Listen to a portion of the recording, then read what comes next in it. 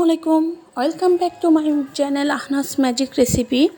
বরাবরের মতো আমি আজকে আবারও হাজির হয়ে গেলাম আপনাদের সামনে নতুন একটা ভিন্নধর্মী রেসিপি নিয়ে। তো আজকে আমি হাজির হয়েছি আপনাদের জন্য চিকেন রোস্টের রেসিপি নিয়ে, যেটা আসলে খুব সহজ উপকরণ দিয়ে, ঘরে থাকা সমস্ত উপকরণ দিয়েই আপনি তৈরি করতে পারবেন। আমি চেষ্টা করি আপনাদের সামনে সহজভাবে রেসিপিগুলো তুলে ধরার। অনেক সময় দেখা যায় আমাদের বাসায় গেস্ট আসে, ঝটপট কিছু পোলাও রোস্ট করতে হয়, তো সেই জন্যই আমি আজকে নিয়ে এসেছি আপনাদের জন্য খুব সহজ উপায়ে সিম্পল কিছু উপকরণ দিয়ে আমাদের আজকে চিকেন রোস্টটা আমি তৈরি করে দেখাবো। আশা করি আপনাদের ভালো লাগবে এবং এই চিকেন রোস্ট, ট্রাস্ট মি, কোনো অংশেই শাহি চিকেন রোস্টের চেয়ে কম না এবং সামান্য উপকরণ দিয়ে ভালো একটা ফ্লেভার টেস্টফুল রোস্ট আনার জন্যই আমি ট্রাই করেছি। তো চলুন আমরা দেখে নেই আমাদের আজকের চিকেন রোস্ট তৈরি করতে আমাদের কী কী উপকরণ লাগবে।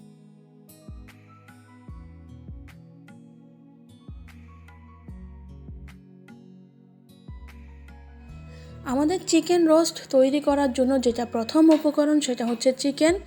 তো আমি এখানে চিকেন নিয়ে নিচ্ছি 1 কেজি পরিমাণ চিকেন। আমি এখানে ব্রয়লার চিকেনটা ইউজ করেছি এবং চিকেনগুলোকে আমি রেগুলার সাইজ করে কেটে নিয়েছি। আপনারা চাইলে সেটাকে জেক পিস, 2 পিস ওরকম করেও কাটতে পারেন। এখন আমি চিকেন রোস্টটাকে আদা বাটা 1 চা চামচ, রসুন বাটা 1 চা চামচ এবং টক লবণ, সামান্য কিছু লবণ দিয়ে, এবং এখানে আমি একটু অ্যাড করব যে টক দই, 1 টেবিল চামচ টক দই দিয়ে আমি চিকেনটাকে ভালো করে মেখে এটাকে ভাজবো।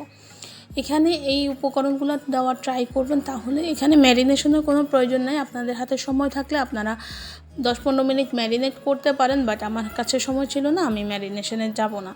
এখন আমি ডিরেক্ট চুলায় চলে গেলাম। চুলায় আমি একটা ননস্টিক প্যানে পর্যাপ্ত পরিমাণ সয়াবিন তেল দিয়ে দিয়েছি। এই তেলে আমি বেরেস্তা করে নিব।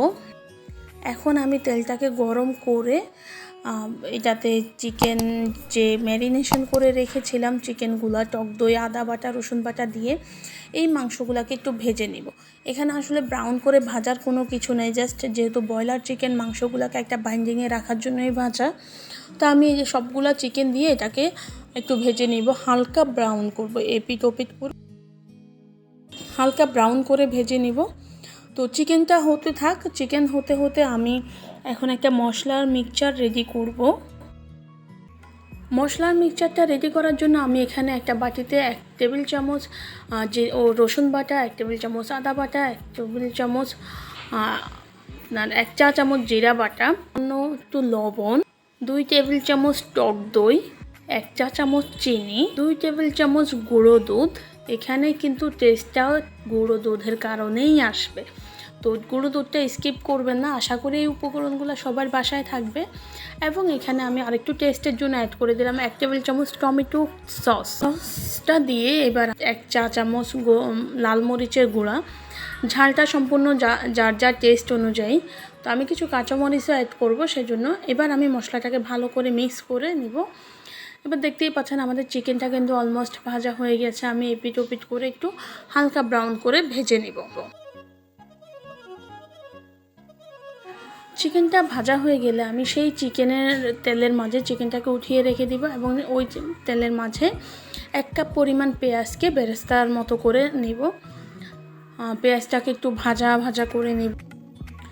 পেঁয়াজটা হালকা একটু নরম হয়ে আসলে আমি এতে 2টা দারচিনি, 2টা এলাচ, 2টা লবঙ্গ এবং 2টা তেজপাতাকে ছেড়ে দিয়ে দিয়েছি এবং একটা বড় এলাচ, যেটাকে কালো এলাচ বলা হয়, এটা দিয়ে দিয়েছি। এটা না থাকলে আপনারা এটা স্কিপ করতে পারেন, বাট দিলে সুন্দর একটা ফ্লেভার আসবে এটুকু।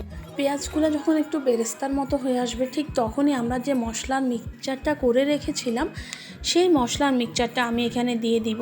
দিয়ে ভালো করে এটাকে নেড়ে মিশিয়ে নিব।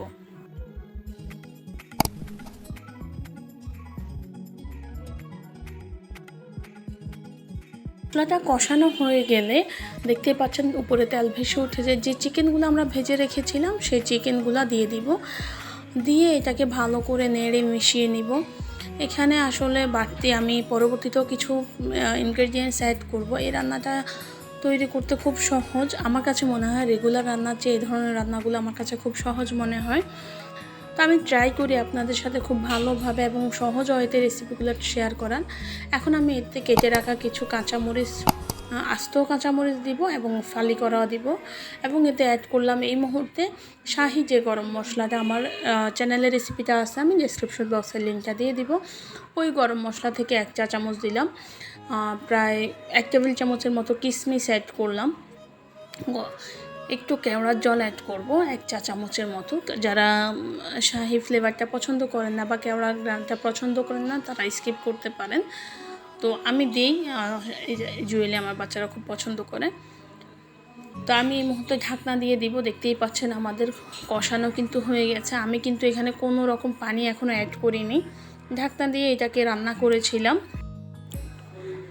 এখন আমি এটাকে ভালো করে নেড়ে চেড়ে দিব। দেখতেই পাচ্ছেন কতটা ক্রিমি এবং জুসি একটা টেক্সচার হয়েছে। এখন আমি মাংসটাকে সিদ্ধ করার জন্য 1 কাপ তরল দুধ এখানে দিয়ে দিলাম, এছাড়া আমি আর কোনো পানি ইউজ করব না। এবার আমি এটাকে ঢাকনা দিয়ে রান্না করব এবং এখানে আমি 1 টেবিল চামচ বাটার অ্যাড করে দেব জাস্ট শাহি একটা ফ্লেভারের জন্য, এবং সামান্য কিছু পেঁয়াজ বেরেস্তা দিয়ে আমি এটাকে ঢাকনা দিয়ে রান্না করে নেব একদম যতক্ষণ পর্যন্ত না সিদ্ধ হয়। আমার রান্না হয়ে গেছে অলমোস্ট, দেখতেই পাচ্ছেন আমার এটার টেক্সচার।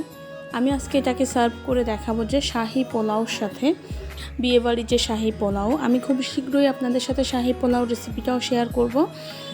তো এই চিকেন রোস্টটা একবার হলেও বাসায় ট্রাই করবেন, খুব শর্টকাট এবং ইজি ওয়েতে কিন্তু তৈরি করা যায় এবং ট্রাস্ট মি এটা খেতে অসম্ভব মজা হয়। তো আমি ট্রাই করি আপনাদের সাথে খুব ইজি ওয়েতে রেসিপিগুলো শেয়ার করার। এটা কোনো অংশে বিয়েবাড়ির শাহির রেসিপি চেয়ে কম না। যদি আমার রেসিপিগুলো ভালো লেগে থাকে তাহলে অবশ্যই আমার চ্যানেলটাকে সাবস্ক্রাইব করবেন, পাশে থাকা বেল বাটনটাকে ক্লিক করবেন যাতে আমার পরবর্তী ভিডিওর নোটিফিকেশনগুলো আপনারা খুব দ্রুতই পেয়ে যান। তো ততদিন পর্যন্ত ভালো থাকবেন, আবারও হাজির হব নতুন কোনো রেসিপি নিয়ে। আমার জন্য দোয়া করবেন, আমার পরিবারের জন্য দোয়া করবেন। আজকে এই পর্যন্তই, আল্লাহ হাফেজ।